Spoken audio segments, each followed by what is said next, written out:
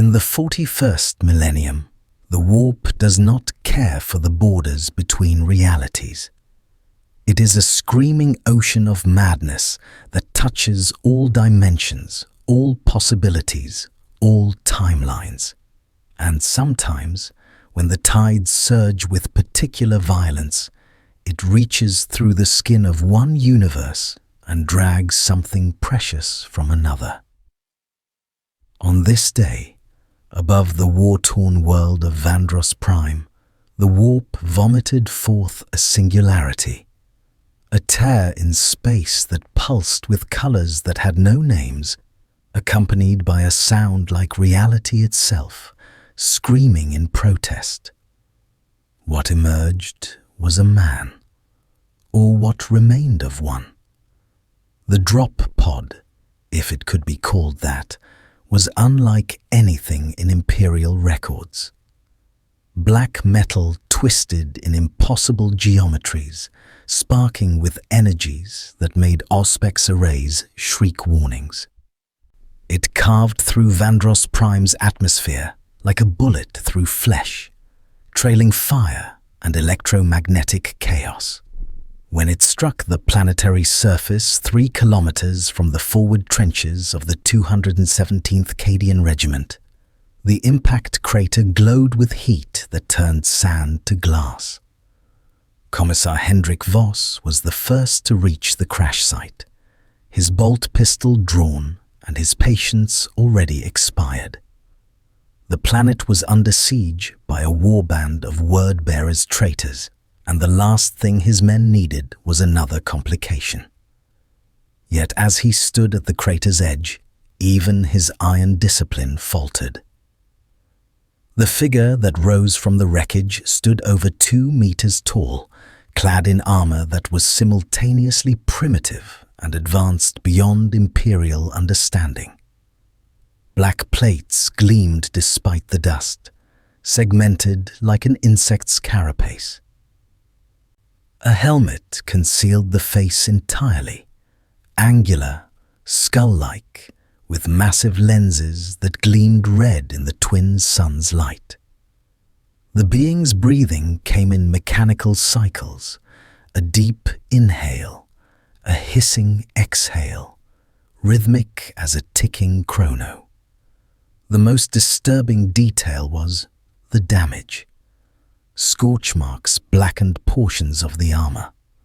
One gauntlet sparked intermittently, and the breathing, that mechanical breathing, sounded labored, strained, as if the suit itself kept the figure alive against impossible odds. "Identify yourself!"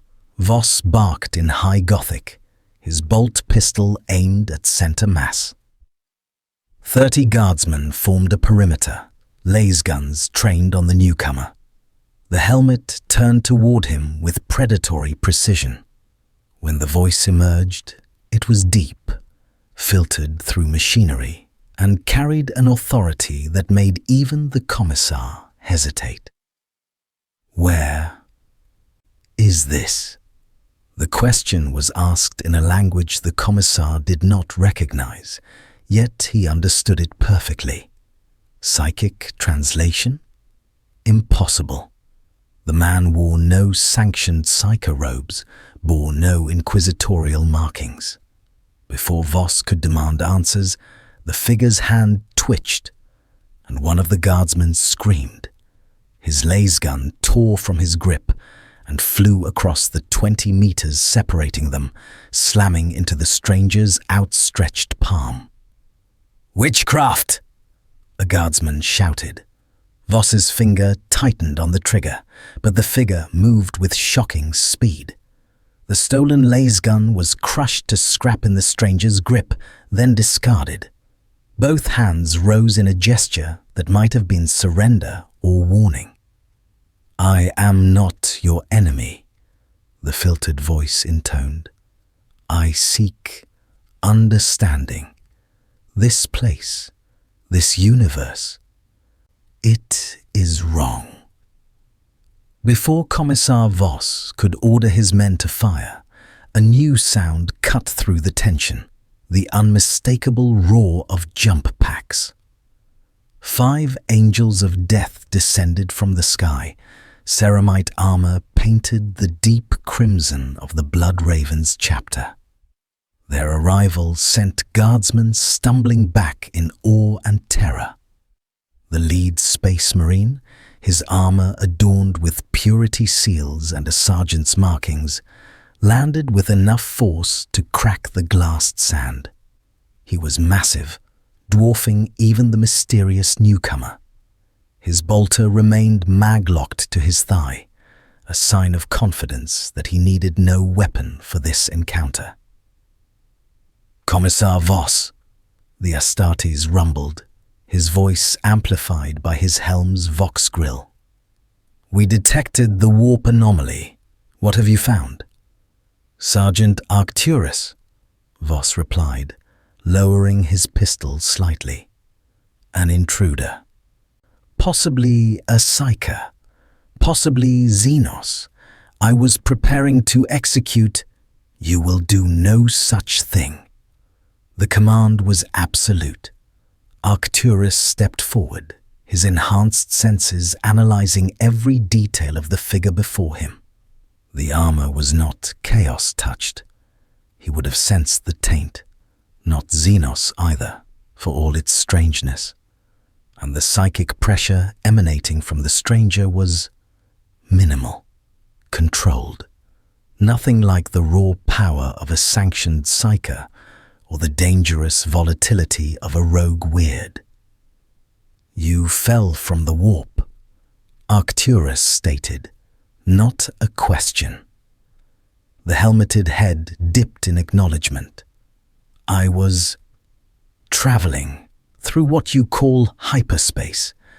Something reached for me, pulled me through." The mechanical breathing paused. "I am far from home. Your name?" Silence stretched for 3 mechanical breaths.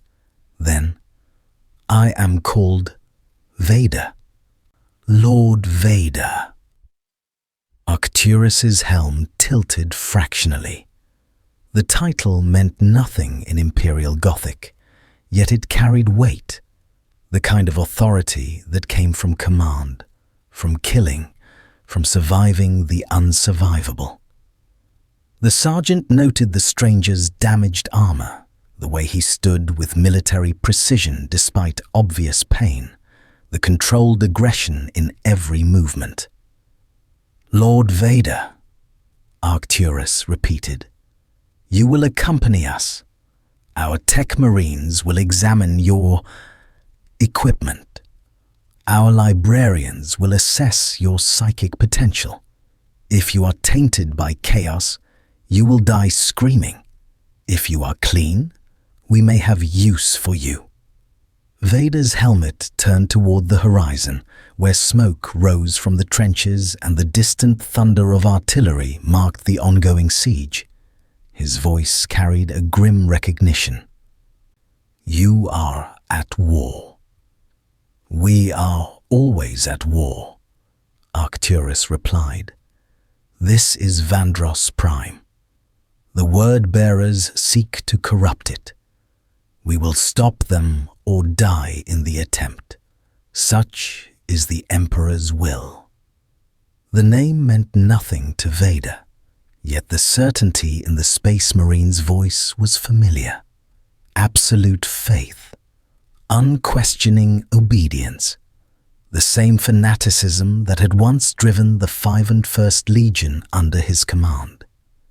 He recognized soldiers when he saw them, and these giants were warriors bred for nothing but war. His damaged life support systems pulsed with warning chimes only he could hear. Without repairs, he had perhaps days before critical failure. Without understanding this new reality, he had no path home, if such a path even existed. "I will come," Vader said, the words tasting like surrender.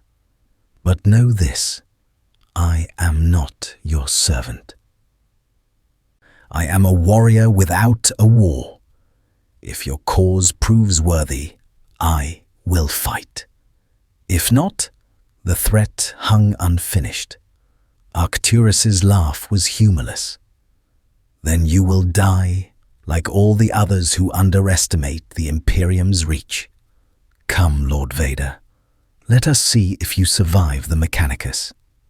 As Vader walked toward the waiting Thunderhawk transport, flanked by angels of death in crimson plate, he did not look back at the crater that marked his arrival. Behind his helmet, sensors damaged by the warp transition flickered with corrupted data. But through the interference, one reading remained clear. This universe reeked of violence, faith, and endless, grinding war. He had served an empire once. He had been broken by it, remade by it, and ultimately betrayed it. Now cast into this new hell, Vader would discover if redemption was possible in a galaxy that had never heard of Anakin Skywalker, or if he was doomed to repeat his failures in a universe where mercy was the greatest heresy.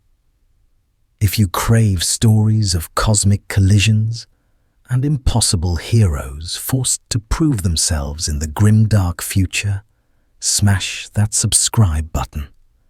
The Emperor protects those who bear witness to the Dark Millennium. The Thunderhawk's troop bay was a cathedral of war.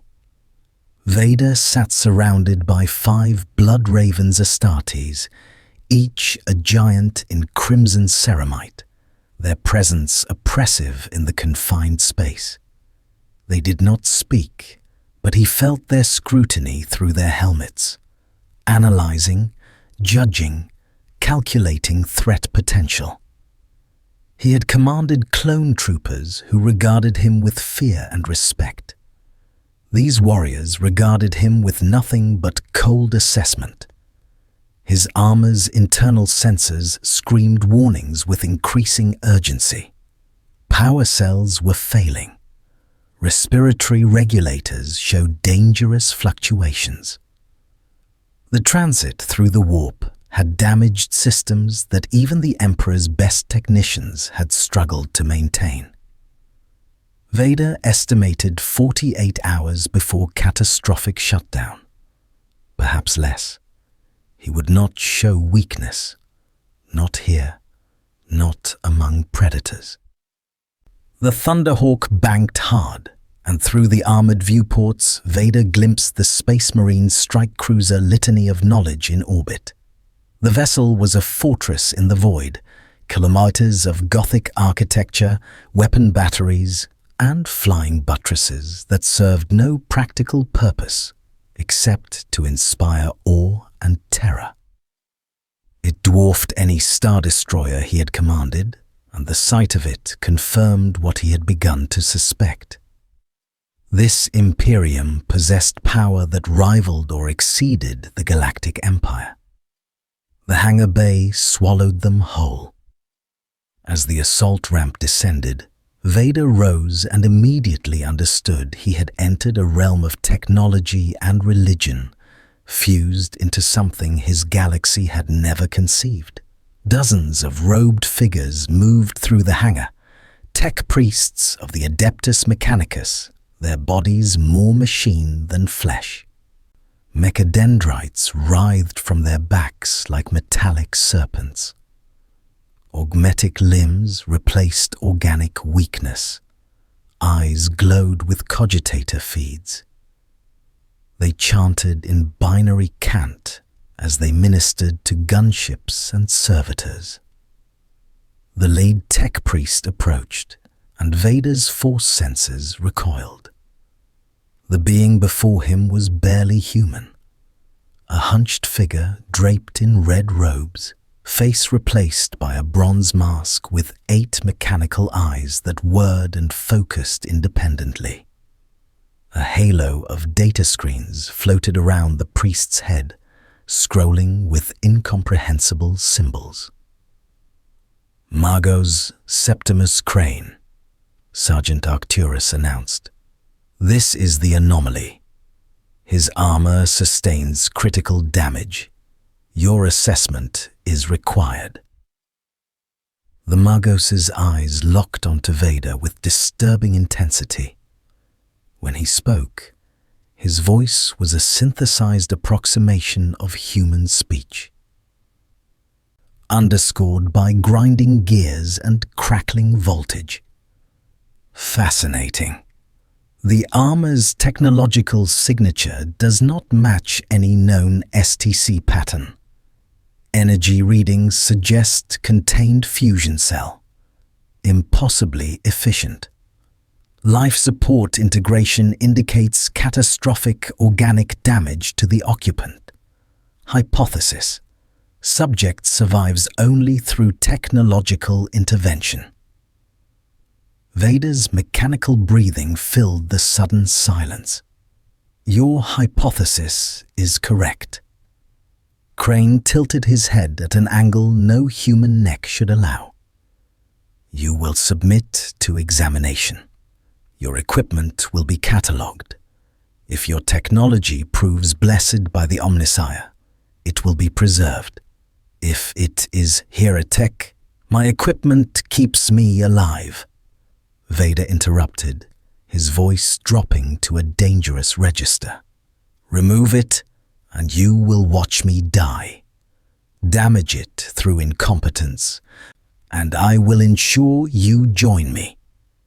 3 Space Marines shifted stance fractionally, combat ready. But Magos Crane's mechanical laughter was a sound like breaking machinery. Threats are irrelevant. However, your point demonstrates adequate self-preservation instinct. Modified protocol. Non-invasive examination first. Structural repairs prioritized over theological analysis. The Magos gestured with a mechadendrite. Follow. Your continued function serves the Omnissiah's mysteries better than your corpse. They walked through corridors that mixed military efficiency with cathedral grandeur. Servo skulls drifted past, trailing incense and scanning for threats. Every surface bore inscriptions, prayers in a language Vader did not recognize, yet whose meaning he grasped through the Force.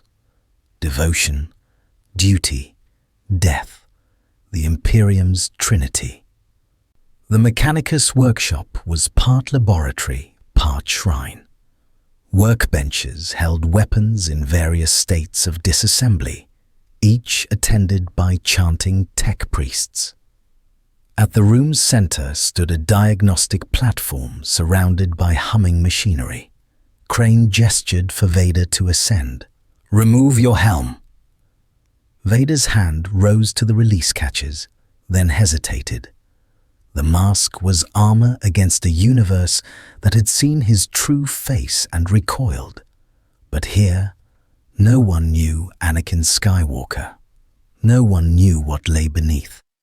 The seals hissed, the helmet lifted away, and for the first time in decades, Vader stood exposed before strangers.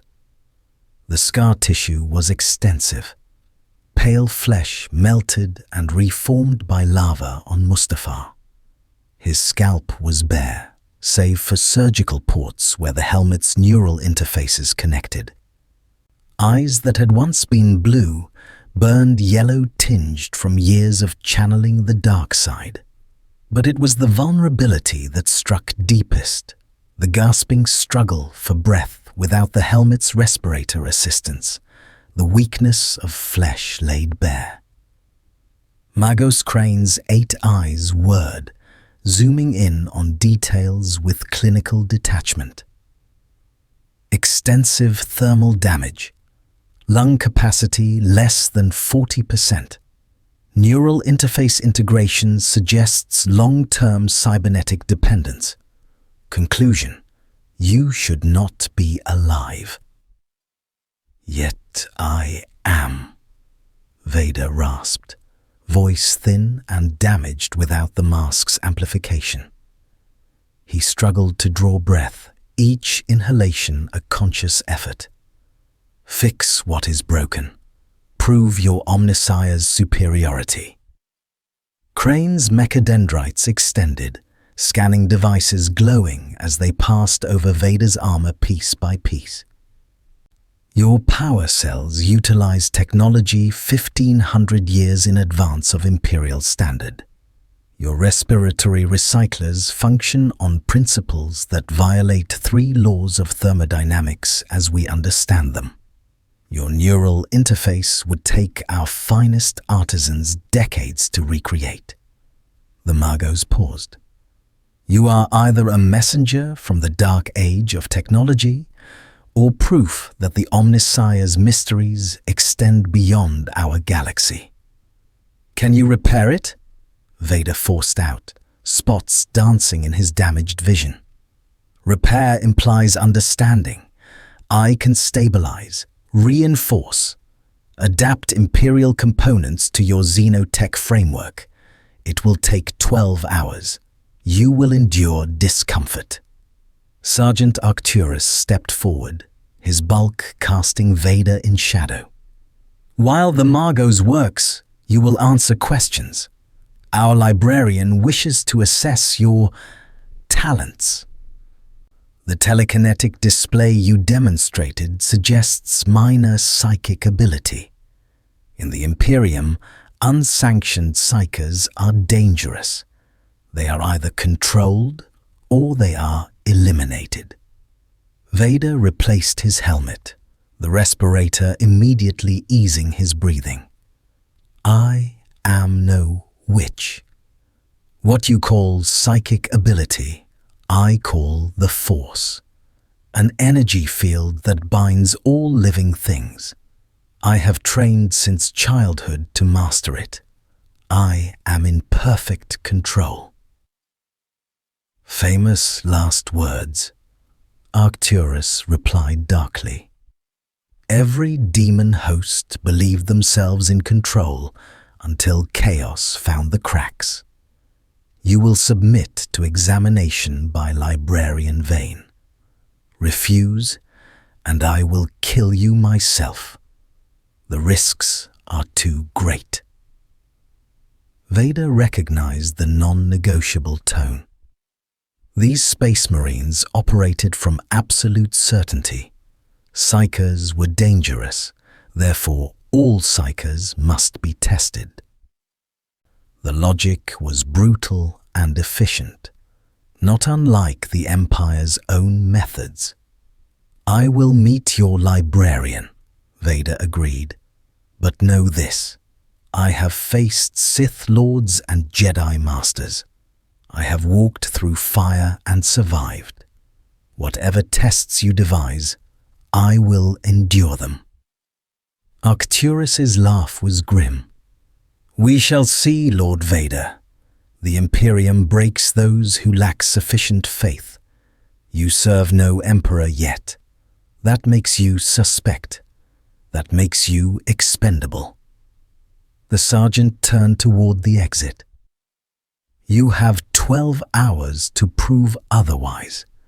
The Magos will summon me when you are functional. Pray your control is as absolute as you claim. As the Space Marines departed, Vader was left alone with Magos Crane and his chittering servo assistants. The tech priest's mechadendrites reached for Vader's armor with disturbing eagerness. Magnetic clamps attaching to release points, diagnostic cables seeking interface ports. This will be painful, Crane stated matter-of-factly. Your nervous system interfaces directly with your armor. Disconnect risks neurological trauma. I will be as careful as efficiency permits. The first cable disconnected, and Vader's world exploded in white-hot agony. His systems screamed warnings, his organic body convulsed. But he did not scream. He had learned long ago that pain was just another form of information, data to be processed and filed away. Through gritted teeth, drawing on every ounce of Force discipline, Vader rasped out 5 words that defined his existence. I have endured worse before. Magos Crane's mechanical eyes gleamed with what might have been respect. Admirable. Your flesh is weak, but your will is ferrous. Begin full diagnostic. The Omnissiah will reveal your secrets, Lord Vader, and perhaps we shall all be enlightened. The Librarian was a fortress within a fortress. Vader walked its corridors, flanked by 2 Bloodraven scouts, each a head shorter than full Astartes, but no less dangerous. His armor had been stabilized, power cells reinforced with Imperial capacitors, respiratory systems jury-rigged with sacred oils and Mechanicus blessings. He breathed easier now, though Magos Crane's repairs were admittedly crude approximations of the Emperor's, Palpatine's, master craftsman. Still, function mattered more than elegance. He would live. The question was whether the Imperium would let him. The chamber they entered stole what little breath Vader's damaged lungs could manage. It was vast, a circular arena 50 meters across, ringed by observation galleries where crimson-armored Astartes watched in silence. The floor was polished stone inscribed with circular patterns that hurt to look at directly. Psychic wards, Vader realized. This entire space was designed to contain and measure power that touched the warp. At the arena's center stood a lone figure. Librarian Vane was an imposing sight, even among the genetically enhanced giants of the Adeptus Astartes. His armor was blue-trimmed, covered in parchment scrolls bearing litanies of protection. A psychic hood framed his helmet. An intricate crown of silver conductors and warding runes that crackled with barely contained energy. In his hands, he carried a force staff taller than Vader, its head carved into the shape of a screaming eagle. "Lord Vader!" Vane's voice echoed through the chamber, amplified by both vox grill and psychic resonance.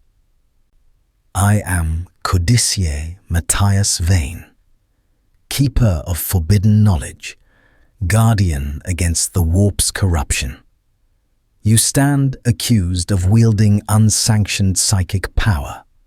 The Imperium's law is clear. Submit to testing or face immediate execution." Vader descended the steps into the arena, his cape billowing behind him with each mechanical breath. "I submit to nothing, but I will demonstrate what you call psychic power is something far different, refined through discipline, not raw chaos." "Distinctions without difference," Vane replied, his force staff striking the floor with a resounding clang. "The warp cares not for semantics. It corrupts the proud and the humble alike. I have sentenced 100 unsanctioned psychers to death. Their last words were always the same. I was in control. They were all liars. From the galleries, Sergeant Arcturus called down, "Begin the trial, Librarian. If he is tainted, we will know soon enough." Vane raised one gauntleted hand, and the psychic wards flared to life. The circular patterns blazed with light that shifted between blue and sickly green. Vader felt the pressure immediately, like standing in a vacuum, the force suddenly distant and sluggish. These wards suppressed psychic phenomena, dampening the connection between mind and material. "First trial," Vane announced. Demonstrate control under suppression. Move the stone. A chunk of rubble materialized in mid-air, suspended by Vane's telekinesis before dropping to the floor with a heavy thud. It weighed perhaps 50 kilograms. Trivial under normal circumstances. But with the wards active, reaching through the force felt like grasping through thick mud. Vader extended his hand. His breathing deepened as he focused, drawing on decades of training. The force responded slowly, reluctantly, fighting against the Imperium's psychic dampening. The stone trembled. Dust scattered from its surface. Then, with agonizing slowness, it lifted 1 centimeter, 2, 5. Sweat beaded on Vader's scarred forehead beneath his helmet. The wards were powerful, far stronger than anything the Jedi Temple had employed for training. But he was no mere Padawan learning party tricks. He was Darth Vader, who had choked admirals to death across star systems, who had torn apart AT-AT walkers with thought alone. The stone rose to chest height and held steady. Adequate, Vane acknowledged, though his tone suggested minimal approval. You possess discipline, but discipline alone does not prove purity. Second trial. Resist invasion. Without warning, Vane's psychic presence slammed into Vader's mind like a battering ram. It was not subtle. The Librarian had no interest in finesse. This was a crude, brutal assault designed to shatter mental defenses and expose any hidden corruption. Vader felt the probe searching for cracks, weaknesses, doorways through which chaos might enter. But Vader's mind was a fortress built on foundations of pain. He had endured Sith training under Palpatine, psychological torture disguised as instruction. He had survived the agony of Mustafar, consciousness intact, even as his body burned. He had lived for years in a mechanical prison that made every breath a reminder of his failures. His mind had been tested and tempered in fires these space marines could not imagine. Vane's assault broke against Vader's mental barriers like waves against a cliff. The Librarian's surprise rippled through the psychic connection. He pushed harder, and Vader felt the edges of his concentration fray, memories threatening to surface, Padme dying, younglings screaming, the moment he knelt before Palpatine and accepted damnation. No, Vader growled, and the Force surged in response. Not attacking. That would prove their fears correct.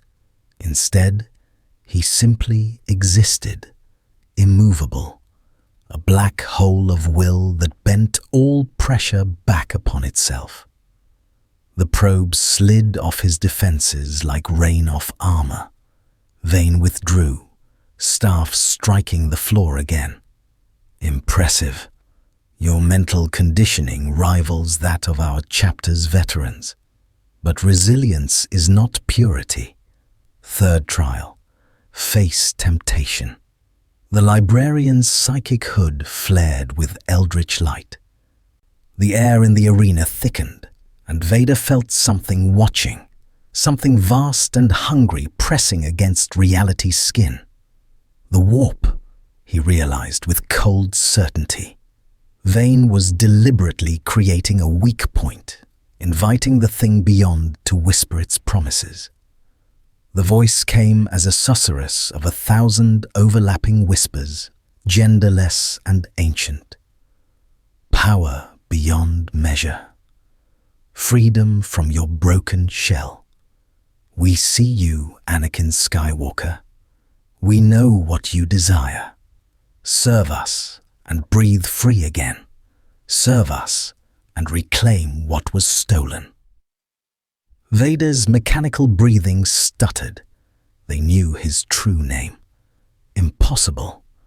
Unless the warp truly did see across dimensions, drinking knowledge from the spaces between realities. The voice pressed harder, and he felt phantom sensations, lungs that worked without machinery, skin unmarred by fire, strength flowing through limbs not constrained by servo motors and crude replacements. You served an emperor who betrayed you. Serve us instead. We offer only truth, power through suffering, ascension through damnation. You are already fallen. Why not fall upward? For one crystalline moment, Vader considered it. The promise was seductive in its simplicity. He had nothing left to lose, no Padme to save, no Jedi Order to destroy, no empire to serve. He was adrift in a hostile universe that barely tolerated his existence. Why not grasp the offered hand? Then he remembered Palpatine's face as lightning flowed from his fingers. Remembered the moment on the second Death Star when he had finally broken free of chains forged from his own weakness. He had been slave to darkness for so long. He would not enslave himself again. I have heard such promises before, Vader said, his voice cutting through the whispers like a blade. They are always lies. I am broken, yes. Fallen, certainly. But I am not so desperate that I will trade one master for another. If I am to damn myself, I will do so on my own terms. The whispers became shrieks of rage, and then silence. The pressure vanished as Vane severed the connection, his force staff blazing with psychic fire that sealed the temporary breach. The librarian stood motionless for a long moment, helm tilted in what might have been surprise or respect. You faced chaos and rejected its offered boon, Vane said slowly. That is rare. Most who encounter such temptation either fall immediately or require decades of conditioning to resist. You did so through sheer obstinacy. The librarian's staff struck the floor one final time.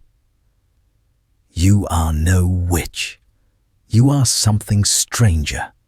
A disciplined mind wielding minor psychic talent through an unknown framework. The Imperium has no protocols for your kind. Sergeant Arcturus descended into the arena, his heavy footfalls echoing. Then we adapt. The word-bearers press their siege. We need every warrior capable of holding a weapon. If Vader can fight, he fights. If he proves himself, we reassess. If he falters, the unspoken threat hung in the air. Vader turned to face the sergeant, and though his expression remained hidden behind his mask, his voice carried absolute conviction. I do not falter. Give me a battlefield, and I will show you what a Sith Lord brings to war. Arcturus's helmeted head tilted fractionally. Sith Lord. Another mystery to unravel. But first, you must prove you can stand among the Astartes. Our strike force deploys at dawn to break the word-bearers' ritual sites. You will accompany us. No power armor, no enhanced physiology, just your force, your weapons, and your will." The sergeant's tone turned challenging. Can a broken man in a mechanical shell survive where even Astartes fall? Vader's hand moved to his belt, fingers closing around the cylindrical hilt of his lightsaber. The weapon had survived the warp transit intact, a small mercy in a universe of cruelties. He ignited it, and the red blade hummed to life, casting crimson light across the arena's shadows. "I have survived worse odds," Vader replied, his breathing measured and cold. "Point me toward your enemies, Sergeant. I will reduce them to ash and memory." In the galleries above, Space Marines watched in silence. They had seen arrogance before. It usually ended in screaming and death. But there was something in the way this Lord Vader stood, something in the absolute certainty of his mechanical voice, that gave even the Emperor's finest warriors pause. Tomorrow, they would discover if confidence was justified or if they would be burying another failed aspirant in the cold soil of Vandros Prime. Dawn on Vandros Prime was a study in blood and ash. Twin suns crested the horizon, painting the war-torn landscape in shades of crimson and amber. Vader stood in the Thunderhawk's deployment bay, surrounded by 10 Blood Ravens Astartes, a full tactical squad led by Sergeant Arcturus. Each Space Marine was a cathedral of war unto themselves, festooned with purity seals, bolt pistols, combat knives, and enough firepower to level a city block. They checked their weapons with ritualistic precision, murmuring prayers to their equipment, as if the guns themselves were holy relics. Perhaps in this universe, they were. Vader wore his repaired armor, the black plates now bearing scorch marks from Magos Crane's improvisations. His lightsaber hung at his belt alongside a borrowed Imperial weapon, a hell pistol provided by Arcturus with the sardonic comment, "Your laser sword is impressive, but you may need something with range." The weapon was crude by galactic standards, but Vader had held it, felt its weight, and understood its lethality. It would suffice. "Listen well, Lord Vader." Arcturus addressed him over the Vox channel, his voice cutting through the Thunderhawk's engine roar. "The word-bearers are not mere heretics.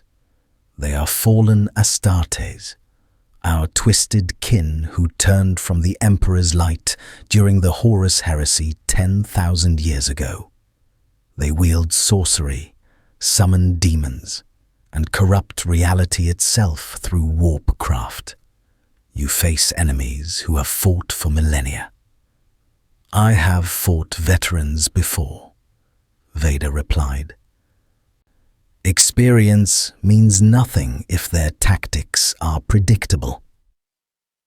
Brother Sergeant Cato, the squad's heavy weapons specialist, laughed, a sound like grinding ceramite. "Predictable?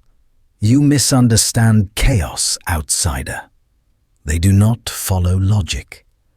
They serve dark gods who rewrite causality. The last Imperial Guard regiment that faced word-bearers on this world turned on itself, brothers killing brothers as chaos whispered lies into their minds." Vader's mechanical breathing deepened. "Then they lacked discipline. I have faced the dark side of the Force, corruption that promises power at the cost of one's soul. I know how to resist." "Your confidence borders on arrogance," Arcturus observed coldly. "That will either save you or kill you. We deploy in 30 seconds. Our objective? the ruined cathedral 5 kilometers north of the front lines. The word-bearers conduct a ritual there, attempting to open a warp rift and summon demonic reinforcements. We break their circle, kill their sorcerers, and deny them their gateway to hell. The assault ramp dropped, and the squad descended into madness. The battlefield was a nightmare, rendered in 3 dimensions. The cathedral had once been a place of worship. Now it was a tumor of corruption. Black stone twisted into impossible angles, covered in blasphemous runes that wept crimson ichor. The air itself tasted wrong, thick with incense that smelled of burned flesh and rotting flowers. Around the cathedral's base, word-bearers in crimson and gold power armor stood in ritual formation, chanting in a language that made Vader's damaged ears ache. At the ritual's center stood the enemy commander, a Chaos Space Marine whose armor bore the marks of centuries of warfare. 8 pointed stars covered his pauldrons, chains wrapped around his limbs, each link inscribed with names Vader suspected were victims.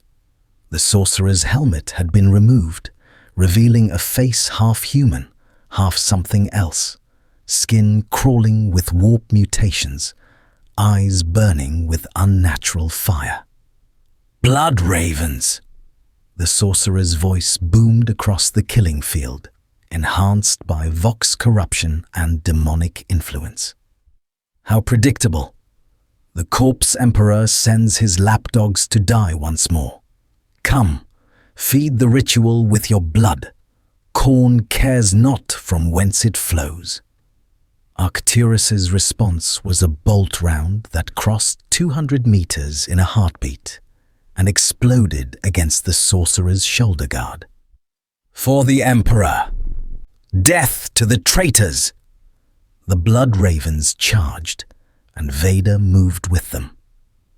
Combat in the 41st Millennium was brutality incarnated.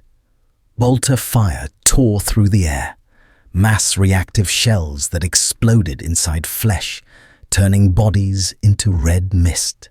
The word-bearers returned fire with their own bolters, and the cacophony was deafening. Vader sprinted behind a collapsed pillar, his enhanced reflexes barely sufficient to track the superhuman combat unfolding around him. A word-bearer broke from the ritual circle, chainaxe revving as he charged Brother Cato. The loyalist space marine met him head-on, bolter firing point-blank before transitioning to a combat knife. The 2 Astartes collided with the force of freight trains, ceramite grinding against ceramite. Vader watched in grim fascination as they traded blows that would have killed him outright, punches that cratered armor, blade strikes that carved through reinforced plating. But he was not here to spectate. 3 cultists, baseline humans twisted by chaos worship, emerged from the cathedral's shadow, brandishing autopistols and rusted blades. They saw Vader and charged with fanatic zeal, screaming prayers to gods whose names hurt to hear. Vader's hand extended, and the Force responded instantly. The lead cultist's weapon tore from his grip and flew backward, striking another in the face with bone-breaking force. The 3rd cultist managed 2 steps before Vader drew his lightsaber. The crimson blade ignited with its characteristic snap hiss. And for a moment, even the word-bearers paused in their chanting. The weapon was unlike anything in the Imperium's arsenal, a contained energy field that hummed with barely restrained power, its blade casting red light across Vader's black armor. The cultist lunged. Vader sidestepped with minimal effort, his lightsaber carving through the man's torso in a single horizontal slash. The blade passed through flesh and bone as if they were paper, leaving cauterized wounds that smoked in the polluted air. The cultist's upper body slid away from his lower half, dead before comprehension registered. "Impressive," a voice crackled through corrupted vox. The word-bearer sorcerer had abandoned his ritual, striding forward with a demon-possessed blade that wept black flame. A weapon of elegant design wielded by a broken thing in a metal coffin. "The gods have sent me a worthy sacrifice." Vader faced the Chaos Space Marine, and the disparity was immediately apparent. The traitor Astartes stood nearly 3 meters tall in his corrupted power armor, possessed of strength that could tear a man apart with bare hands. Vader was baseline human, cybernetically enhanced, yes, but still fundamentally mortal compared to the transhuman giant before him. "Size means nothing," Vader stated, his lightsaber held in a guard position refined through years of Sith training. "Only skill matters." The sorcerer laughed and charged. Vader moved with a speed that shocked even the watching blood ravens. His connection to the Force was weaker here, polluted by warp corruption, but his combat instincts remained flawless. The demon blade descended in an overhead chop designed to split him in half. Vader sidestepped, his lightsaber lashing out to strike the sorcerer's wrist joint. The energy blade met corrupted ceramite and burning black flame in a shower of sparks. The sorcerer's blade was not cleanly severed. Chaos-blessed metal resisted the lightsaber's cutting power, but the impact forced the traitor to stumble. Vader pressed the advantage, his blade a blur of red light as he targeted joints, vision slits, any weakness in the power armor. Each strike was precise, economical, the product of a lifetime spent perfecting the art of killing. But the sorcerer was no mere brute. Warp-enhanced reflexes allowed him to parry strikes that should have been impossible to track. His free hand extended, and psychic lightning erupted, crackling blue-white energy that streamed toward Vader like a living serpent. Vader raised his lightsaber, and the lightning struck the blade's energy field. The impact drove him backward, boots skidding across broken stone, but the lightsaber channeled and dispersed the attack. His armor's systems screamed warnings, power cells draining, heat sinks overloading, but he held firm. "You resist the warp's touch," the sorcerer hissed, genuine surprise coloring his demonic voice. "What manner of creature are you?" Vader's response was to extend his free hand. The Force surged, fueled by decades of dark side mastery, and the sorcerer's helmet tore from his head with a sickening crunch. The traitor Astartes roared, revealing a face that was more demon than man, eyes like burning coals, teeth filed to points, skin covered in writhing tattoos that spelled out forbidden names. "I am your death," Vader intoned, and struck. The lightsaber plunged forward, piercing the sorcerer's gorget and driving up through his mutated throat.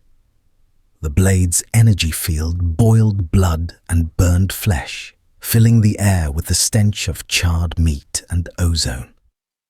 The sorcerer's demonic blade fell from nerveless fingers, its warp flames guttering out.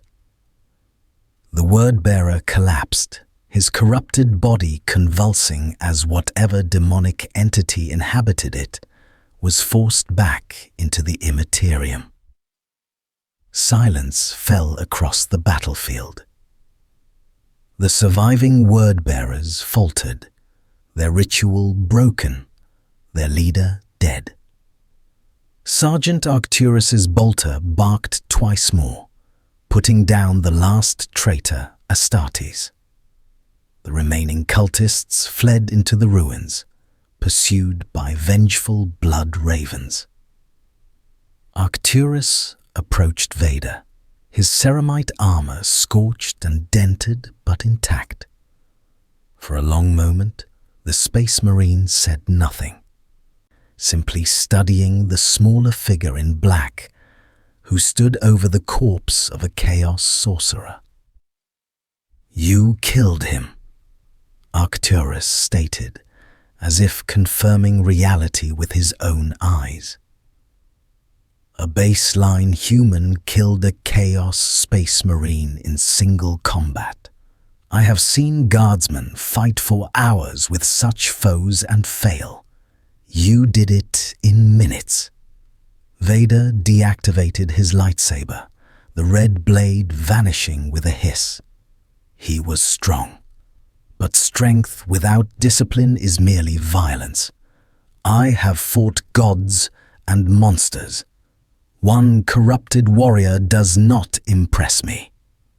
Brother Cato limped over, his armor streaming blood from a dozen wounds. He speaks truth, Sergeant. I watched him move, faster than any unaugmented human should. That weapon of his, it is tech heresy, surely, yet it killed where our blades struggled. Arcturus's helm turned toward the ruined cathedral. Where the warp rift the word-bearers had been summoning was collapsing in on itself. The ritual is broken. The enemy is scattered. By the Emperor's grace and Lord Vader's unconventional methods, we have achieved our objective. The sergeant looked back at Vader. You have proven yourself in battle. That is the currency the Astartes respect above all else. When we return to the litany of knowledge, there will be discussions about your future role. Vader understood the implication. He had passed their tests, psychic evaluation, combat trial, resistance to corruption. But the Space Marines were not offering friendship or equality. They were offering utility, a place in their war machine as a weapon to be deployed. It was more than he had expected in this hostile universe, and less than he deserved. I will fight your wars, Vader agreed, his mechanical breathing steady despite the exertion. But on my terms. I am not your slave, Sergeant. I am an ally earned through blood. Remember that distinction. Arcturus's laugh was harsh. Arrogant to the last. Very well, Lord Vader. You are no slave. You are something far more valuable. A warrior without a chapter. A weapon without a master. The blood ravens will make use of you, and in time, perhaps you will come to understand what it means to serve something greater than yourself. As the Thunderhawk descended to extract them, Vader stood among the corpses and the ruins, his red lightsaber blade reflected in pools of blood. He had survived his trial by combat. But he understood with cold certainty that this was merely the beginning. The Imperium would test him again and again until he broke or ascended. There was no middle ground in the 41st millennium, only war eternal, and Vader had always excelled at war. 3 weeks passed in a rhythm of violence and blood. Vader accompanied the Blood Ravens on 17 combat operations across Vandros Prime, each mission designed to break the Word-Bearer's stranglehold on the planet. He fought in ruined hive cities where cultists lurked in every shadow. He walked through trenches where Imperial guardsmen fought and died by the thousands, their courage meaningless against Chaos Space Marines who could tear apart a squad with bare hands. He watched cities burn and populations evacuated or purged depending on the Inquisition's assessment of corruption levels. The Imperium's brutality was staggering, efficient, necessary, they claimed. But to Vader, who had served an empire built on fear and oppression, it felt disturbingly familiar. He stood now in the Strategium aboard the Litany of Knowledge, surrounded by hololithic displays showing Vandros Prime's deteriorating situation.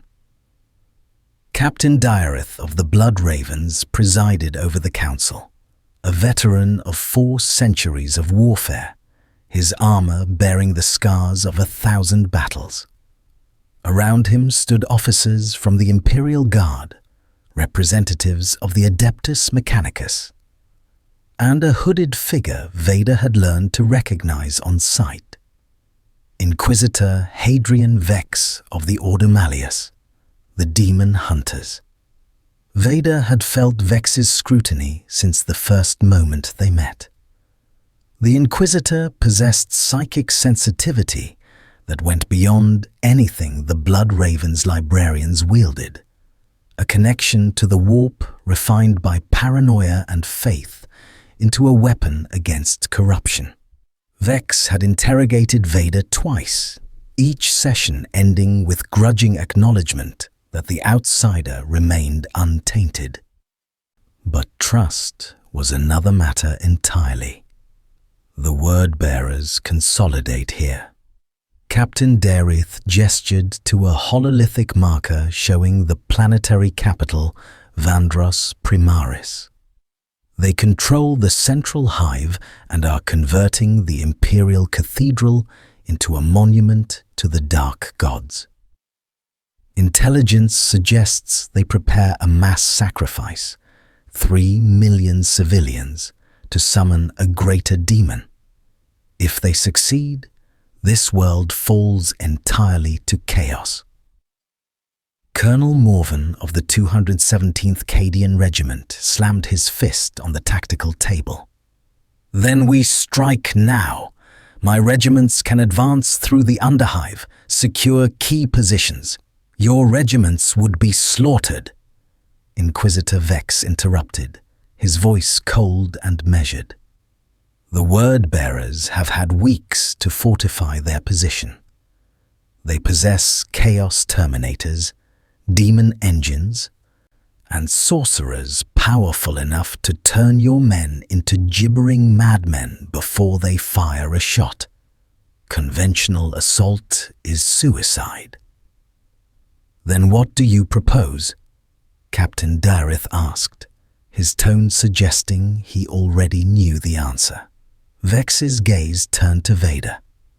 "We deploy an unconventional asset. Someone the enemy will not expect, who can infiltrate where Space Marines cannot tread, who has proven resistant to chaos corruption and capable of killing traitor Astartes." The Inquisitor stepped closer to Vader, his augmetic eye whirring as it focused. "Lord Vader, you will lead a strike team into the cathedral. Your objective?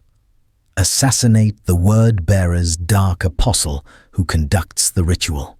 Without him, the summoning fails, and their command structure collapses." Vader studied the hololithic display, his tactical mind already calculating approach vectors, defensive positions, probable enemy strength. The cathedral was a fortress, multi-layered defenses, overlapping fields of fire, Chaos Space Marines patrolling every corridor. A suicide mission by any reasonable assessment. "Why me?" Vader asked, though he suspected the answer. "You have Space Marines far more capable. Because you are expendable, Vex stated bluntly. If you fail, the Imperium loses an asset it barely understands. If you succeed, you prove your value beyond question. Risk versus reward favors deployment. The Inquisitor's expression softened fractionally. Also because you possess skills we lack. You move with preternatural speed. Your weapon cuts through armor. Our power swords struggle against. You have infiltrated and assassinated before. I saw it in your mind during interrogation. This is what you were made for, Lord Vader. The observation struck deeper than Vader cared to admit. Yes, he had been made for this. The Emperor's fist, Palpatine's enforcer, a weapon aimed at problems requiring violent solutions. In his own galaxy, he had hunted Jedi survivors across 1,000 worlds, infiltrating their sanctuaries and striking before they could react. This mission was merely a familiar dance in an unfamiliar ballroom. I will require support, Vader stated, accepting the mission without hesitation. Equipment, intelligence, extraction contingencies. Sergeant Arcturus stepped forward. You will have them. I will accompany you with a 5-man scout team. We provide overwatch and extraction while you penetrate the cathedral's inner sanctum. Additionally, Librarian Vane will join us. His psychic wards can shield us from the worst of the warp's influence. Vader nodded slowly. The Dark Apostle. What can I expect? Margos Crane's synthesized voice crackled from a Vox unit. Dark Apostle Vaethor the Tormented, traitor Astartes of the Word-Bearers Legion, corrupted for 9,000 years. Expert in demonology, possesses a Crozius Arcanum blessed by Lorgar himself during the heresy. Combat effectiveness, equivalent to chapter master level threat. Survival probability for solo engagement, 12%. Acceptable odds, Vader replied, drawing surprised glances from several officers. Captain Darath's expression was unreadable behind his helmet. You misunderstand, Lord Vader. 12% means you almost certainly die. Most Imperial Guard commanders would refuse such a mission. Then it is fortunate I am not an Imperial Guard commander. Vader's mechanical breathing filled the sudden silence. I have faced worse odds and prevailed. Give me the mission parameters and deploy me. The sooner this Dark Apostle dies, the sooner this world can be reclaimed. Inquisitor Vex studied Vader with unsettling intensity.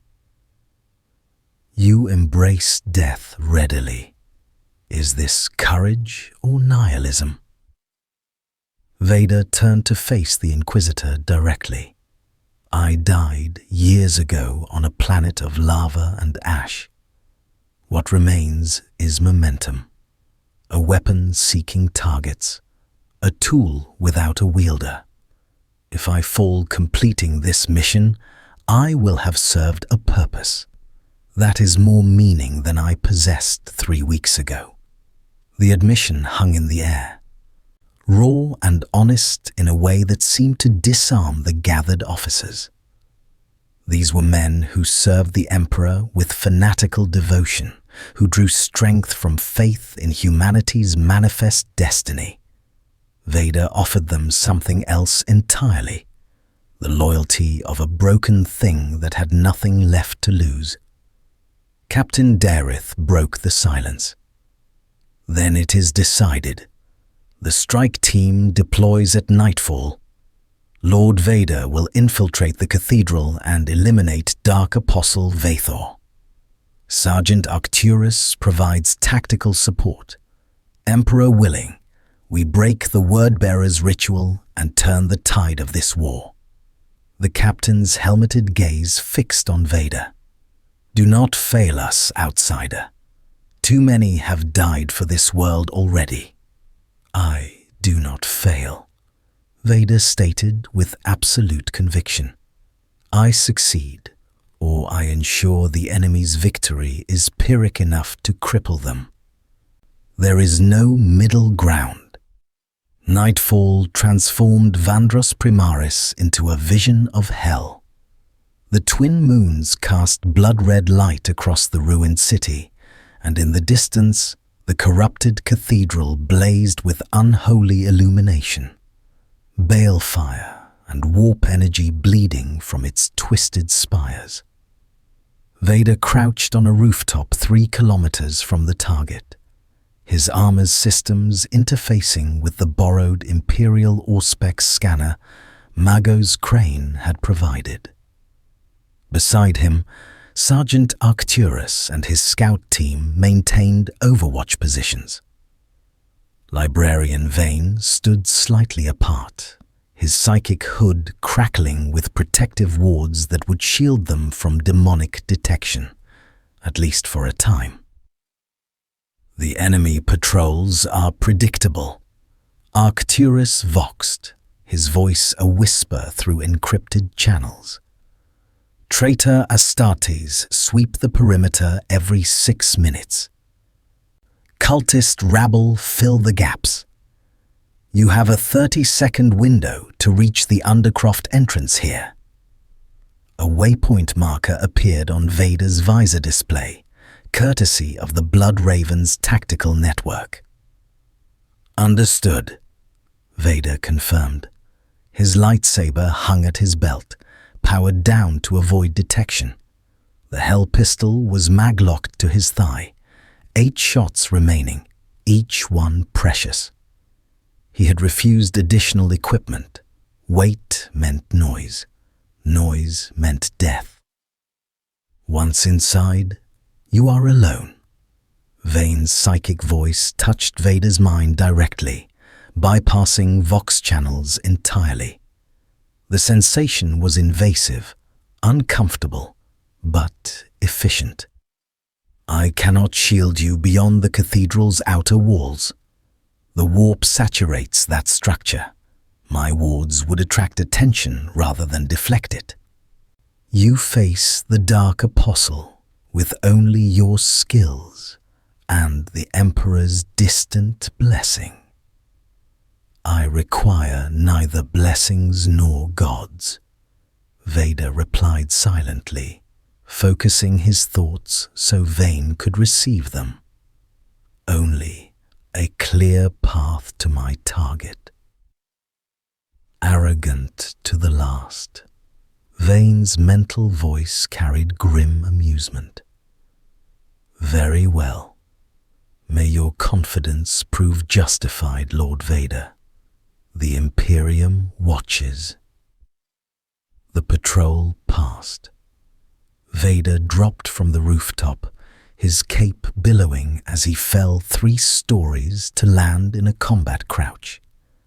His armor's servomotors absorbed the impact with barely a sound. He moved through shadows with the practiced ease of a predator, decades of experience guiding every step. Rubble provided cover. Ruined vehicles offered concealment. The Force whispered warnings of approaching cultists. He avoided them without breaking stride. The Undercroft entrance was a shattered doorway half buried beneath debris. Vader slipped inside, descending into darkness that his helmet's optics transformed into green-tinged visibility. The passages here stank of decay and corruption.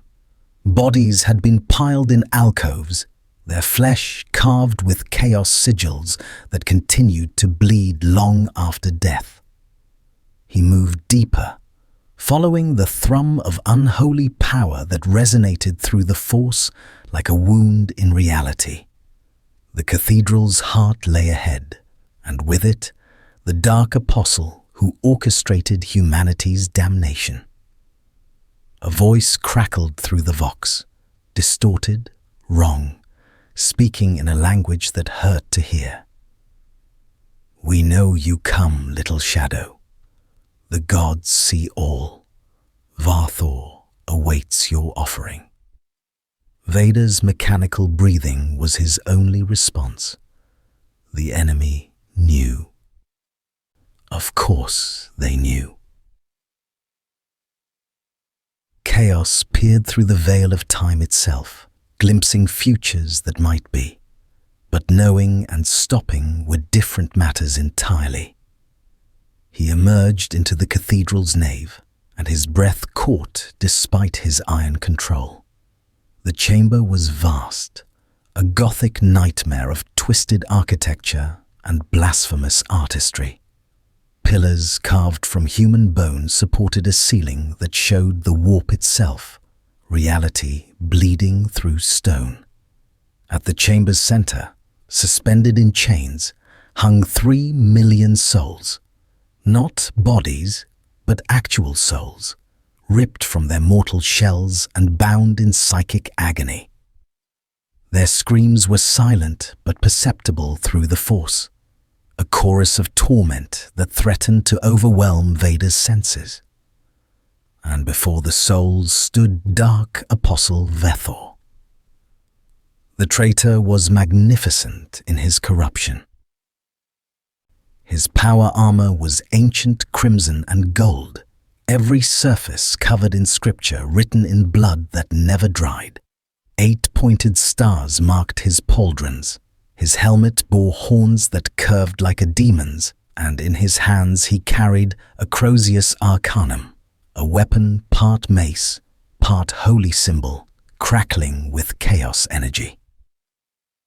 "So," Vaethor's voice boomed through the cathedral, enhanced by vox corruption and demonic power.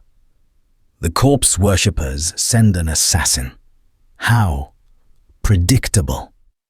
The Dark Apostle turned, and Vader felt the weight of millennia-old hatred radiating from him. "Come then, broken thing. Face a true servant of the gods and learn the price of opposing eternity." Vader ignited his lightsaber, the crimson blade casting red light across black armor. "I have killed gods before. You are merely a priest in armor too heavy to bear." Vaethor's laughter shook the cathedral walls. "Magnificent. You face damnation with pride intact. I will enjoy breaking you slowly before offering your soul to chaos undivided." They charged simultaneously, and the cathedral became a war zone. The Dark Apostle moved with a speed that defied his massive frame. Vaethor closed the distance in heartbeats, his Crozius Arcanum trailing streamers of warp energy that left after images in reality's fabric. Vader sidestepped, his lightsaber rising to parry, and the two weapons met in an explosion of energy that sent shockwaves rippling through the corrupted cathedral. The impact nearly tore the lightsaber from Vader's grip. Vaethor's strength was immense, transhuman might multiplied by 9,000 years of chaos-granted power. The Dark Apostle pressed his advantage, raining down blows that would have pulverized ceramite.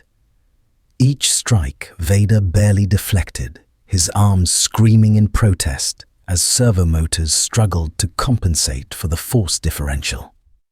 "You are weak," Vaethor roared, his Crozius sweeping in a horizontal arc designed to decapitate. "A mortal playing at war against immortals. The gods laugh at your futility." Vader ducked beneath the swing and thrust his lightsaber toward Vaethor's gorget. The blade scored the ancient armor, carving a molten line across consecrated metal but failed to penetrate. The Dark Apostle's backhand caught Vader across the chest, lifting him off his feet and hurling him 10 meters into a pillar of bone.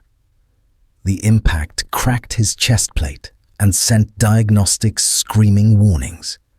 3 ribs fractured, respiratory systems compromised, power cells at 60%. He had perhaps minutes before his body failed him entirely. Vaethor advanced with the inevitability of a glacier. Did you truly believe you could defeat me? I have walked the long war for millennia. I have seen empires rise and fall. I have bathed in the blood of saints and consumed the hearts of heroes. You are nothing. A footnote, a curiosity, an insect crushed beneath eternity's heel. Vader struggled to his feet, his mechanical breathing labored and irregular. Blood leaked from his mouth behind his mask, painting the respirator with crimson. But his grip on the lightsaber remained steady, and through the pain, through the damage, his mind calculated with cold precision. Strength against strength, he would lose. Vaethor was simply too powerful, too durable, too experienced. But the Sith had taught Vader an essential truth. Power meant nothing if it could not touch its target. You talk too much, Vader rasped, extending his free hand. The Force surged, not to attack Vaethor directly, but to target the chains suspending the 3 million tortured souls. Vader's telekinesis ripped through the links, shattering consecrated metal with the sound of reality screaming. The souls, psychic constructs bound by the Dark Apostle's will, fell like rain, their ethereal forms cascading through the cathedral in a storm of anguished light. Vaethor's triumphant advance faltered. No! What have you? The souls touched the cathedral floor and exploded, not with fire or force, but with pure psychic feedback. 3 million tortured consciousnesses released simultaneously created a shockwave that rippled through the warp itself. Vader, his connection to the Force dampened and controlled, felt the blast as a distant pressure. But Vaethor, his being intertwined with chaos and the Imperium, took the full brunt. The Dark Apostle screamed, a sound of genuine agony that echoed through dimensions. His armor cracked. His flesh beneath writhed as demonic pacts unraveled. The souls he had imprisoned for his ritual became weapons, their collective hatred burning through his connection to the dark gods like acid through flesh. Vader moved. His body protested every step, broken ribs grinding, damaged systems failing, but discipline overrode pain. He had fought through worse on Mustafar. He had endured years in constant agony. This was merely another trial, another test of will against mortality. The lightsaber found Vaethor's knee joint, cutting through weakened ceramite and severing the hydraulics beneath. The Dark Apostle collapsed, his millennia-old confidence shattered alongside his armor. Vader circled like a predator, his blade held in a low guard, waiting for the inevitable counterattack. It came as psychic lightning, warp energy streaming from Vaethor's gauntleted hand in a torrent designed to flay flesh from bone.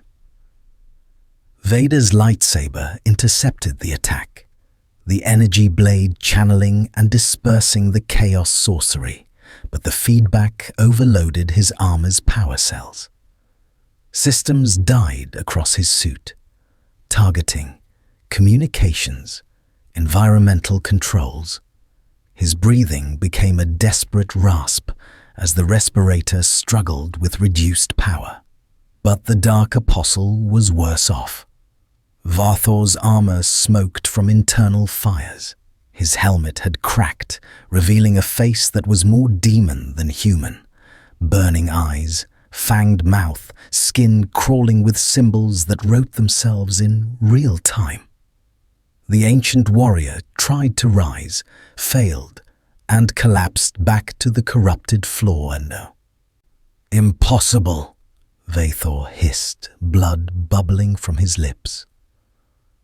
"I have survived the siege of Terra, the Gothic War, the Bardab insurrection.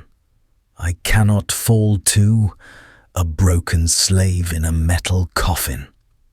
Vader stood over his fallen enemy, lightsaber raised for the killing blow. For a moment, he saw not Vaethor, but Palpatine, another ancient monster who believed age and power made them invincible. The parallel was uncomfortable in its clarity. "You survived because you never faced someone with nothing left to lose," Vader stated, his voice barely above a whisper through his failing systems. "I am already dead, already damned. Your threats mean nothing to a ghost." The lightsaber descended, piercing Vaethor's primary heart. The Dark Apostle convulsed, his mouth opening in a silent scream as whatever demonic entity sustained him was forcibly expelled back into the warp. The ancient warrior's eyes, briefly, impossibly, became human again, filled with something that might have been relief or horror. Then they glazed over, and 9,000 years of treachery ended on the blade of a weapon from another reality. Vader deactivated the lightsaber and collapsed. His armor was dying. Power cells at 12%. Life support failing. Respiratory systems offline. He could feel his organic body shutting down. Lungs struggling without mechanical assistance. Heart beating irregularly. Damaged tissues no longer receiving the support they required. This was how it ended then.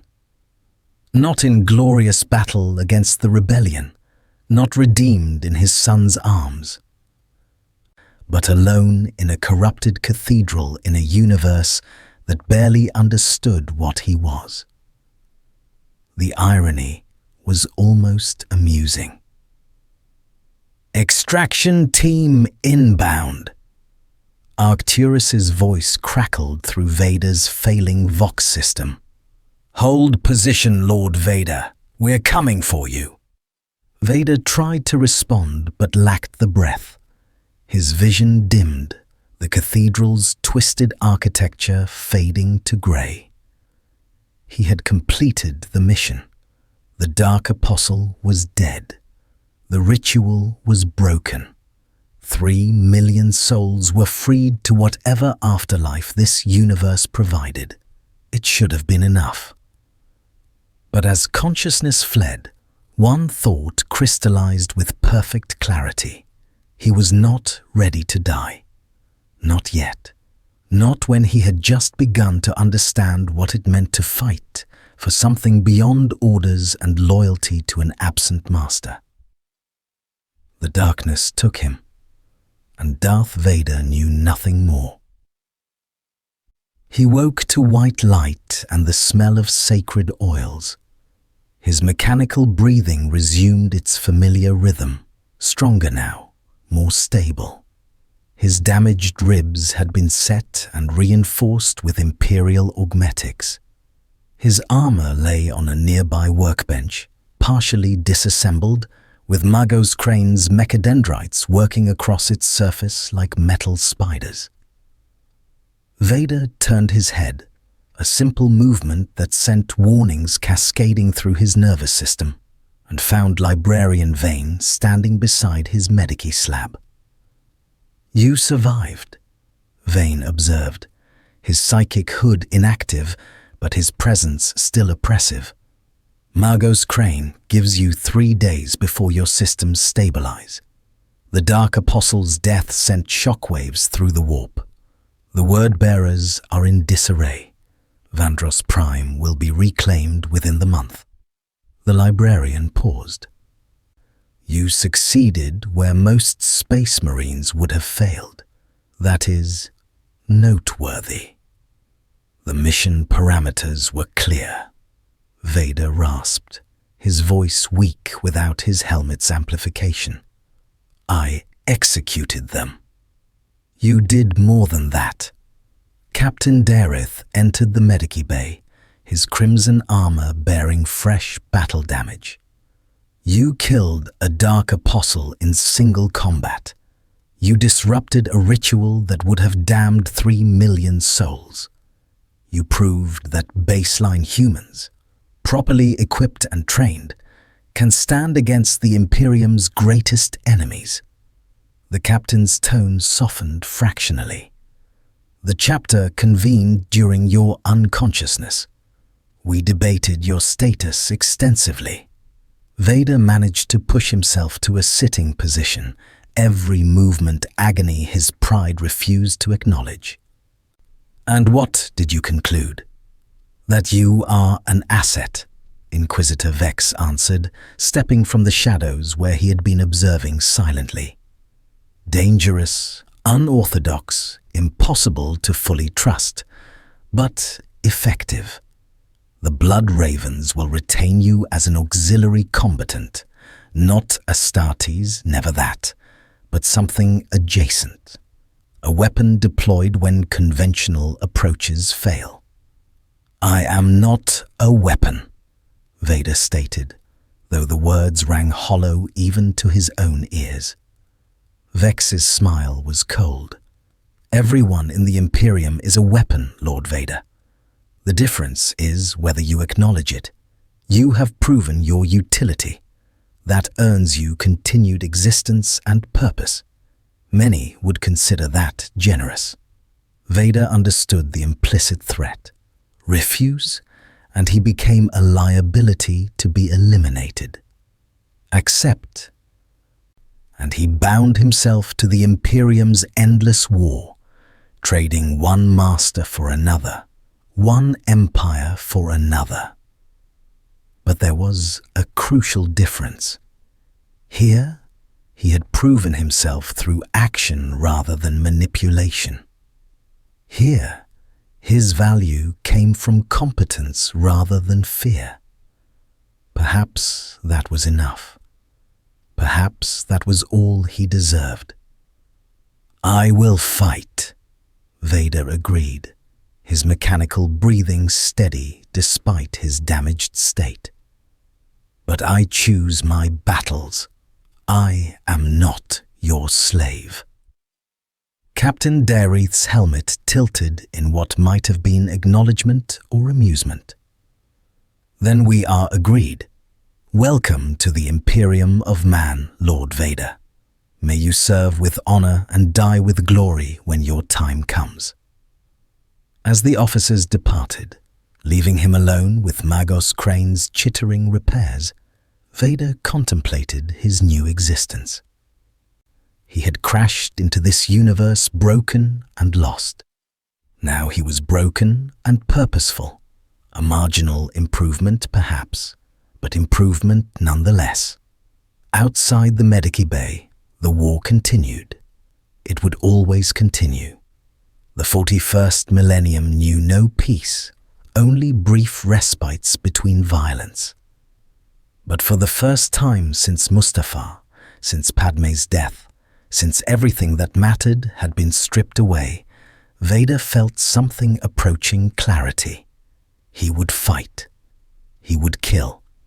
He would serve this Imperium not out of faith or loyalty, but because warriors needed wars, and he was nothing if not a warrior. And if, in the grinding violence of the long war, he found something resembling redemption? That would be a gift he neither expected nor deserved.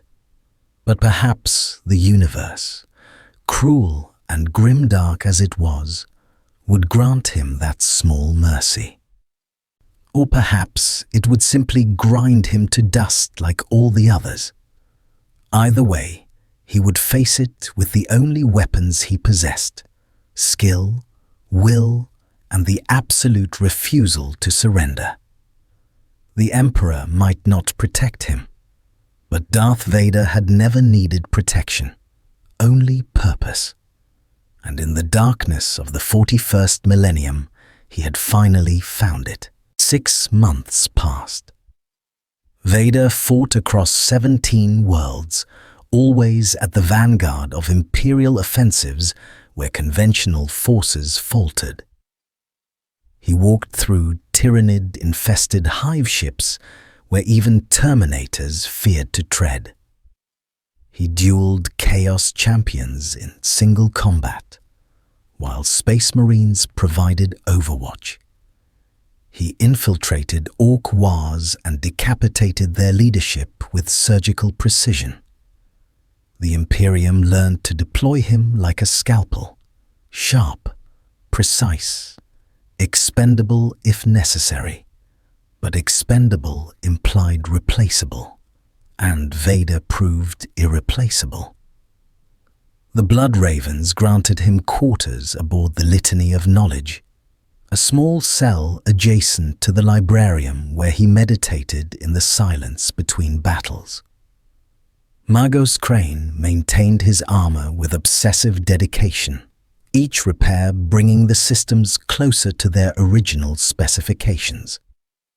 Librarian Vane taught him to shield his force abilities from warp predators, recognizing that Vader's discipline made him uniquely resistant to corruption. He never swore oaths to the Emperor, never knelt in the cathedrals or murmured prayers alongside the faithful.